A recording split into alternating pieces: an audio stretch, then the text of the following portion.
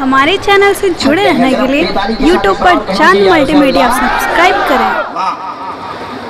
इस पे ख्वाजा का गहरा बहुत अच्छे जम के पढ़िए, सुनने के लिए पूरा मजमा बैठा है, तब मिजाज बना के पढ़िए।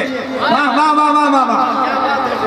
इस पे ख्वाजा का गहरा भारत उनका तख्त होता। अरे जिंदाबाद।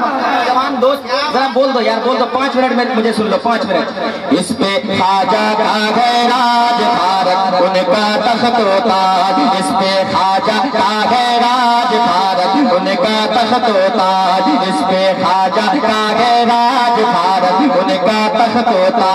इस पे ख्वाजा का गैराज भारत। बहुत अच्छे वाह। देखिए, प्राइम मिनिस्टर कोई भी हो, सीएम कोई भी हो, लेकिन हिंदुस्तान का राजा एक ही है। कौन है वो? जरा पूरा बोलना, एक आवाज में कहते कौन है हिंदुस्तान का राजा? कौन है? वाह माशाअल्लाह, सलामत रहे भाई। उस पे ख्वाजा, इस पे ख्वाजा का गैराज भारत उनका तख्त होता। इस पे ख्वाजा का गैराज भारत उनका तख्त होता।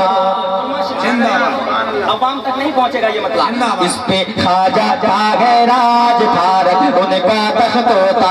इस पे ख्वाजा का गैराज भारत उनका तख्त होता। पल दो पल में